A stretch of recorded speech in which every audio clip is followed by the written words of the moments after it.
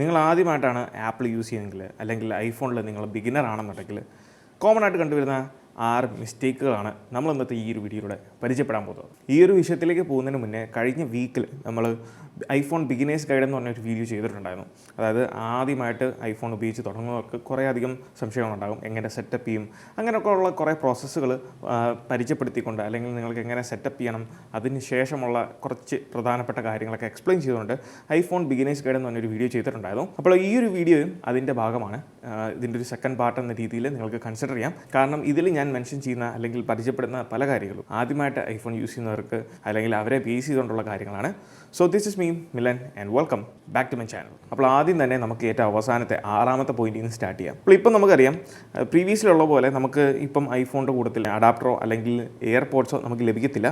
അതിന് പകരം ആ ഒരു ബോക്സിൽ മസ്റ്റായിട്ടും അല്ലെങ്കിൽ അറ്റ്ലീസ്റ്റ് നമുക്ക് ഇൻക്ലൂഡഡ് ആയിട്ട് വരുന്ന ഈ ഒരു കേബിൾ മാത്രമാണ്. ആക്ച്വലി ഈ ഒരു കേബിൾ വളരെ സൂക്ഷിച്ച് ഉപയോഗിക്കുകയാണെന്നുണ്ടെങ്കിൽ മാത്രം നമുക്കൊരു 2-3-4 വർഷം ഈ ഒരു കേബിൾ ഒരു പ്രോബ്ലം ഇല്ലാതെ തന്നെ യൂസ് ചെയ്യാൻ സാധിക്കും. നിലവിലുള്ള മാർക്കറ്റ് സ്റ്റാൻഡേർഡ്സുമായിട്ട് കമ്പയർ ചെയ്യുമ്പോൾ നമുക്ക് ഈ ഒരു കേബിളിനെ അത്ര സൂപ്പർ കേബിൾ എന്ന് പറയാൻ സാധിക്കത്തില്ല. കാരണം നമുക്കറിയാം പ്ലാസ്റ്റിക് കോട്ടിംഗ് ആണ് വന്നിരിക്കുന്നത്. അതോടൊപ്പം തന്നെ വളരെ തിന്നായിട്ടുള്ള ഒരു കേബിളാണ് ആപ്പിൾ പ്രൊവൈഡ് ചെയ്യുന്നത്. അതുകൊണ്ട് തന്നെ വളരെ ഈസി ആയിട്ട് ഡാമേജ് ആകാനും ചാൻസ് ഉണ്ട്. അതുകൊണ്ടാണ് ഞാൻ പറഞ്ഞത് വളരെ സൂക്ഷിച്ച് വളരെ കെയർഫുള്ളായിട്ട് നമ്മൾ ഉപയോഗിച്ചാൽ മാത്രമേ ഉള്ളൂ ഇത് നിലനിൽക്കത്തുള്ളൂ. അതുകൊണ്ട് തന്നെ പലരും അന്വേഷിക്കുന്ന ഒരു കാര്യമാണ് ഇതിന് പറ്റിയ തേർഡ് പാർട്ടി കേബിൾസ് ഏതാണെന്നുള്ളത്. തേർഡ് പാർട്ടി കേബിൾസിൻ്റെ കാര്യത്തിലേക്ക് വരുമ്പോൾ നമുക്കിവിടെ wide variety of cables available ആണ്. ഞാൻ എല്ലാം തന്നെ ടെസ്റ്റ് ചെയ്ത് ഈ ഒരു വീഡിയോയ്ക്ക് വേണ്ടി ടെസ്റ്റ് ചെയ്തതാണ്. ഇതിലെ ഒന്നാമത്തെ കേബിൾ എന്ന് പറയുന്നത് ആമസോൺ ബേസിക്സിൻ്റെ കേബിളാണ്. ഇവിടെ നിങ്ങൾ കാണുന്ന പോലെ തന്നെ നമ്മൾ ആപ്പിളിൻ്റെ ഒറിജിനൽ കേബിളുമായിട്ട് കമ്പയർ ചെയ്യുമ്പോൾ ഇതൊരു ബ്രൈഡഡ് കേബിളാണ്. വളരെ നല്ല ക്വാളിറ്റിയിലുള്ള വളരെ നല്ല ബ്രൈഡഡ് കേബിളാണ്. അതുകൊണ്ട് തന്നെ നമുക്ക് എളുപ്പം ഇത് ഡാമേജ് ആകുന്നു അല്ലെങ്കിൽ അത്യാവശ്യം റഫായിട്ട് തന്നെ യൂസ് ചെയ്താലും ഇത് പെട്ടെന്ന് ഡാമേജ് ആകുന്നു എന്നുള്ളൊരു പേടി വേണ്ട. രണ്ടാമത്തെ കാര്യം, നമുക്ക് ആപ്പിൾ കേബിളുമായിട്ട് കമ്പയർ ചെയ്യുമ്പം അത്ര റേറ്റോ കാര്യങ്ങളോ ഒന്നുമില്ല. വളരെ ചീപ്പായിട്ട് അവൈലബിൾ ആയിരിക്കുന്ന ഒരു കേബിളാണ് ആമസോൺ ബേസിക്സിൻ്റെ കേബിൾ. ഇതിലെ രണ്ടാമത്തെ കേബിൾ എന്ന് പറയുന്നത് ബോട്ടിൻ്റെ കേബിളാണ്. ഇതും ആമസോൺ ബേസിക്സിൻ്റെ പോലെ തന്നെ ബ്രൈഡഡ് കേബിളാണ്. അതോടൊപ്പം തന്നെ ആമസോൺ ബേസിക്സിൻ്റെ കേബിളിനേക്കാളും സ്വല്പം കൂടെ നീളമുള്ള ലെങ്ത് ഉള്ള ഒരു കേബിളാണ്. അതുകൊണ്ട് തന്നെ നമുക്ക് അത്യാവശ്യം ഡിസ്റ്റൻസ് കവർ ചെയ്യുന്ന രീതിയിലാണ് ഈ ഒരു കേബിളിൻ്റെ അല്ലെങ്കിൽ ഈ ഒരു കേബിൾ വരുന്നത്. അതോടൊപ്പം തന്നെ മറ്റുള്ള ബ്രാൻഡ്സിൻ്റെ ഇപ്പം ബെൽക്കിൻ, ESR അതുപോലുള്ള പല ബ്രാൻഡ്സിൻ്റെ കേബിളിനേക്കാളും വളരെ ചീപ്പുമാണ്. എന്നാൽ ക്വാളിറ്റി എല്ലാം ഒരേ സെയിം ക്വാളിറ്റി തന്നെയാണ്. വളരെ നല്ല ക്വാളിറ്റി ഉള്ള കേബിൾസാണ്. അതോടൊപ്പം ഇതിൽ ഞാൻ പരിചയപ്പെടുന്ന എല്ലാ കേബിൾസും നമുക്ക് ഈ MFI സർട്ടിഫൈഡ് ആണ്. ആപ്പിളിൻ്റെ MFI സർട്ടിഫൈഡ് ആയിട്ടുള്ള കേബിളാണ്. മൂന്നാമത്തെ കേബിൾ എന്ന് പറയുന്നത് നമ്മുടെ ലിസ്റ്റിലുള്ളത് ESRൻ്റെ കേബിളാണ്.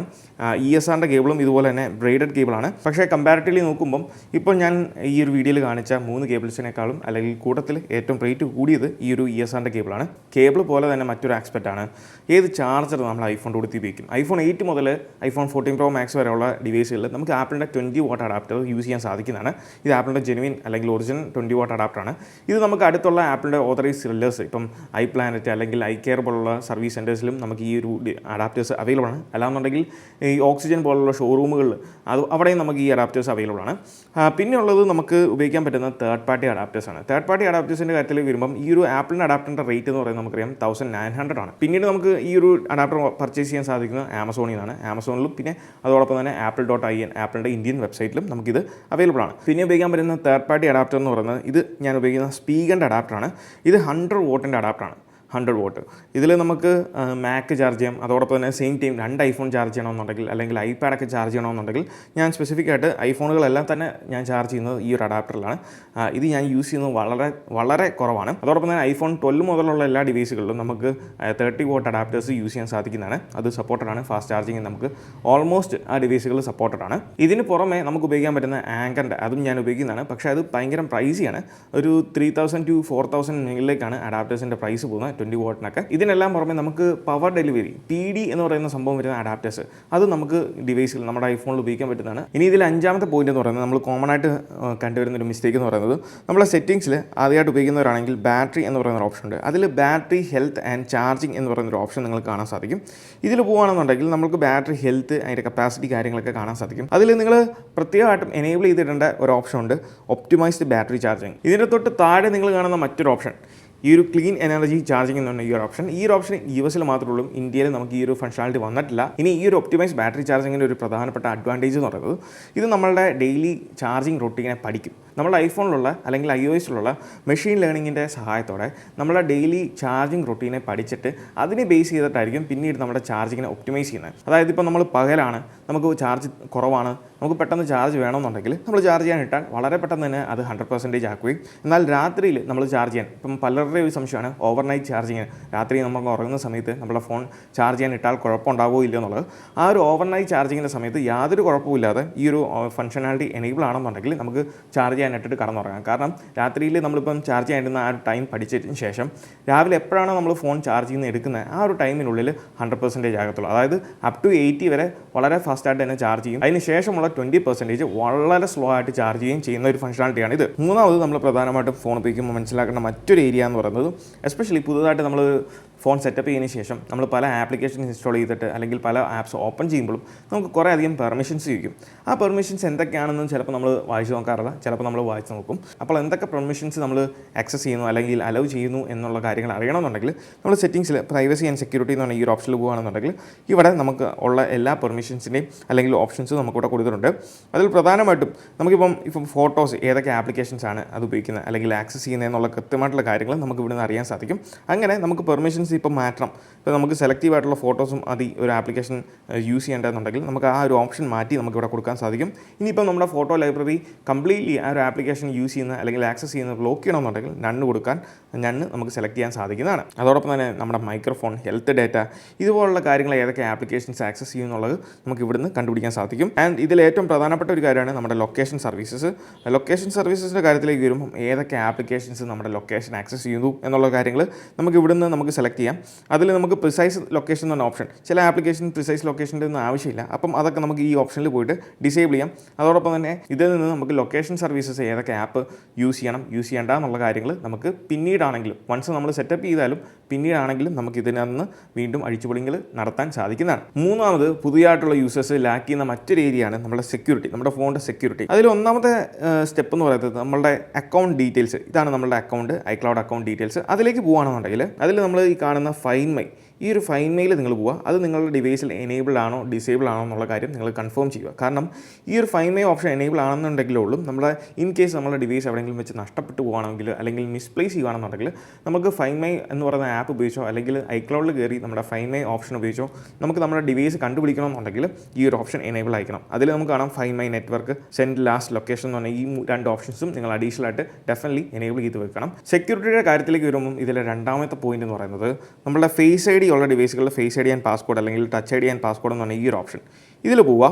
ഇതിൽ പോയതിന് ശേഷം ഏറ്റവും അവസാനത്തെ ഈ ഒരു ഓപ്ഷൻ അലൗ വെൻ ലോഗ്ഡ് എന്ന് പറഞ്ഞ ഈ ഒരു ഓപ്ഷൻ, ഇത് മിക്കവരുടെയും ഡിവൈസിൽ എല്ലാം ഓണായി അല്ലെങ്കിൽ എനേബിൾഡ് ആയിട്ടായിരിക്കും കിടക്കുന്നത്. ഇതിൻ്റെ ഒരു പ്രധാന പ്രശ്നം എന്ന് വെച്ചാൽ നമ്മളിപ്പോൾ ഫോൺ ലോക്ക് ആക്കിയ സമയത്ത് ആർക്ക് വേണമെങ്കിലും ഈ ഒരു ഫോൺ ആക്സസ് ചെയ്യാം. അതായത് ഇപ്പോൾ നമ്മുടെ ഫോൺ ലോക്കാണ് എങ്കിൽ പോലും ആർക്ക് വേണമെങ്കിലും വന്ന് എവിടെയെങ്കിലും നമ്മൾ മിസ്പ്ലേസ് ചെയ്യുകയാണെന്നുള്ള സമയത്ത് ആർക്ക് വേണമെങ്കിലും വന്നിട്ട് ഈ ഒരു ഫോണിൻ്റെ കൺട്രോൾ സെൻറ്റർ ആക്സസ് ചെയ്തിട്ട് അവിടുന്ന് നമ്മുടെ ഫോൺ ഡിസേബിൾ ചെയ്യാനും അല്ലെങ്കിൽ എയർപ്ലെയിൻ മോഡിൽ ഇടാനും നെറ്റ് ഓഫ് ആക്കാനും ഒക്കെ സാധിക്കും. അങ്ങനെ അവർക്ക് സുഖമായിട്ട് എടുത്തുകൊണ്ട് പോകാൻ സാധിക്കും.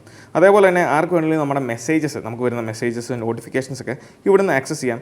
ഇനിയിപ്പോൾ സെർച്ച് ചെയ്യണമെന്നുണ്ടെങ്കിൽ ആർക്ക് വേണമെങ്കിലും ലോക്ക് സ്ക്രീനിൽ തന്നെ ഈ കാര്യങ്ങളൊക്കെ ചെയ്യാൻ സാധിക്കും. അപ്പോൾ ഇതൊക്കെ തടയുക എന്നുള്ളതാണ് പ്രധാന ത്രെഡ് എന്ന് പറയുന്നത്. അപ്പോൾ നമുക്ക് ഇതെങ്ങനെ തടയാം? അതിനുവേണ്ടിയാണ് നമ്മൾ ഈ പറഞ്ഞ ഓപ്ഷൻസ് ഡിസേബിൾ ചെയ്യേണ്ടത്. ഈ പറഞ്ഞ നിങ്ങൾക്ക് ആവശ്യമില്ലാത്ത കാര്യങ്ങൾ, ഇതുപോലെ പ്രധാനപ്പെട്ട കാര്യങ്ങളാണ് നമ്മുടെ ടുഡേ വ്യൂ ആൻഡ് സെർച്ച്. അതൊക്കെ നമുക്ക് ആർക്ക് വേണമെങ്കിലും ഈ പറഞ്ഞ സെർച്ച് കാര്യങ്ങളൊക്കെ ചെയ്ത് നമ്മളുടെ ഫയൽസ് കാര്യങ്ങളൊക്കെ ആക്സസ് ചെയ്യാൻ സാധിക്കും. അപ്പോൾ അതൊക്കെ നമ്മൾ ലോക്ക് സ്ക്രീനിൽ നിന്ന് തന്നെ ഡിസേബിൾ ചെയ്യുന്നത് ഏറ്റവും നല്ല കാര്യമാണ്.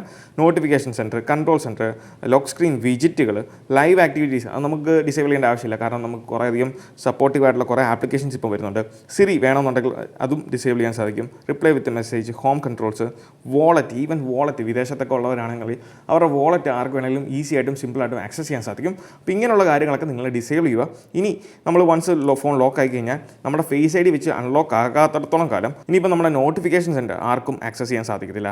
ഇനി സെർച്ച്, നമുക്കറിയാം സെർച്ച് ആൻഡ് ടുഡേ വ്യൂ, ഇതും നമുക്ക് താഴത്തേക്ക് സ്വൈപ്പ് ചെയ്താൽ ആർക്കും ആക്സസ് ചെയ്യാൻ സാധിക്കുക അൺലെസ് നമ്മുടെ ഫോൺ അൺലോക്ക് ആകുന്ന സമയം. ഇപ്പോൾ നമ്മുടെ ഫോൺ അൺലോക്ക് അല്ല, ലോക്കാണ്.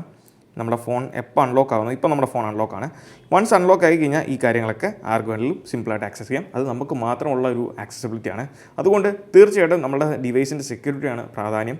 അതുകൊണ്ട് ഈ പറഞ്ഞ ഓപ്ഷൻസൊക്കെ മസ്റ്റായിട്ടും നിങ്ങൾ ഡിസേബിൾ ചെയ്ത് വെക്കുക. ആൻഡ് ഏറ്റവും അവസാനം നമ്മൾ അവോയ്ഡ് ചെയ്യേണ്ട മറ്റൊരു മിസ്റ്റേക്കാണ് നമ്മുടെ സെറ്റിങ്സിൽ നമ്മുടെ ഏറ്റവും ടോപ്പിൽ നമ്മുടെ അക്കൗണ്ട് ഡീറ്റെയിൽസ് അല്ലെങ്കിൽ അക്കൗണ്ട് സെറ്റിങ്സ് ഉണ്ട്. ഇതിൽ നമ്മുടെ ഐക്ലൗഡ് എന്ന് പറയുന്നത് വളരെ ഇമ്പോർട്ടൻ്റ് ആയിട്ടുള്ളൊരു ആസ്പെക്റ്റാണ്. ഈ ഒരു ഐക്ലൗഡ് ത്രൂ ആണ് എല്ലാ ഫംഗ്ഷനാലിറ്റിയും അല്ലെങ്കിൽ കാര്യങ്ങളും നമ്മൾ വർക്ക് ചെയ്യുന്നത്. നിങ്ങൾക്ക് ഒറ്റ ഫോണേ ഉള്ളൂ. നമുക്ക് ഫ്രീ ആയിട്ട് വരുന്ന ഐക്ലൗഡ് സ്റ്റോറേജ് എന്ന് പറയുന്നത് 5 GB ആണ്. ഇതിൽ ഐക്ലൗഡ് പർച്ചേസ് ചെയ്യാൻ വേണ്ടി മാനേജ് അക്കൗണ്ട് സ്റ്റോറേജ് എന്ന ഓപ്ഷനിലേക്ക് ടാപ്പ് ചെയ്യുക. ടാപ്പ് ചെയ്ത് കഴിയുമ്പോൾ നമുക്ക് ഇതിനകത്ത് നമ്മുടെ പ്ലാനുകൾ വരും.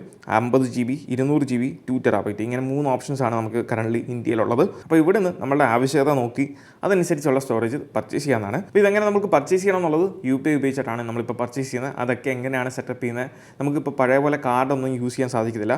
അതിൻ്റെ ഒരു വീഡിയോ ഞാൻ ഓൾറെഡി ചെയ്തിട്ടുണ്ട്. അതും ഞാനിവിടെ ലിങ്കിൽ ഡിസ്ക്രിപ്ഷനിൽ ഞാൻ കൊടുക്കാം. അതോടൊപ്പം തന്നെ ഈ ഒരു വീഡിയോയുടെ പ്ലേലിസ്റ്റിൽ ഞാൻ ആഡും ചെയ്യാം. പിന്നെ കണ്ടുവരുന്ന മറ്റൊരു മിസ്റ്റേക്ക് എന്ന് പറയുന്നത് പുതുതായിട്ട് ഫോൺ വാങ്ങുന്നവർ ഈ ഒരു ഓപ്ഷൻ, അതായത് ഫോട്ടോസിൻ്റെ ഓപ്ഷനിൽ നമുക്ക് 5 GB സ്റ്റോറേജേ ഉള്ളൂ എന്നറിയാതെ ഈ ഒരു ഐക്ലൗഡിൻ്റെ ഓപ്ഷൻ എനേബിൾ ചെയ്ത് വെക്കും. അപ്പം അത് എനേബിൾ ചെയ്ത് കിടപ്പുണ്ടെന്നുണ്ടെങ്കിൽ ഡെഫിനറ്റ്ലി നിങ്ങൾ ഡിസേബിൾ ചെയ്യുക. കാരണം നിങ്ങളുടെ ഫോണിൽ എടുക്കുന്ന എത്ര ഫോട്ടോയും വീഡിയോയും നമുക്ക് ഐക്ലൗഡ് 5 GB ഫില്ലാകുന്ന വരെ സ്റ്റോർ ആയിക്കൊണ്ടിരിക്കും. അതിനുശേഷം സ്റ്റോർ ആകത്തുമില്ല.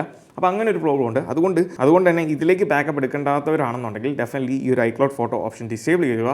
ഇനി അതല്ല നിങ്ങൾക്ക് സ്റ്റോറേജ് കൂട്ടി ഇതിൽ തന്നെ സേവ് ചെയ്യണമെന്നുണ്ടെങ്കിൽ നമുക്ക് ഐക്ലൗഡ് ഓപ്ഷൻ അല്ലെങ്കിൽ ഐക്ലൗഡ് സ്റ്റോറേജ് പർച്ചേസ് ചെയ്യാൻ സാധിക്കുന്നതാണ്. അപ്പോൾ ഈ ഒരു വീഡിയോ നിങ്ങൾക്ക് ഇഷ്ടമായെന്ന് വിചാരിക്കുന്നു. ഈ വീഡിയോ ഇഷ്ടമായാൽ തീർച്ചയായിട്ടും പോയി നമ്മൾ ലൈക്ക് ബട്ടൺ സ്മാഷ് ചെയ്യുക. So once again this is me Milan.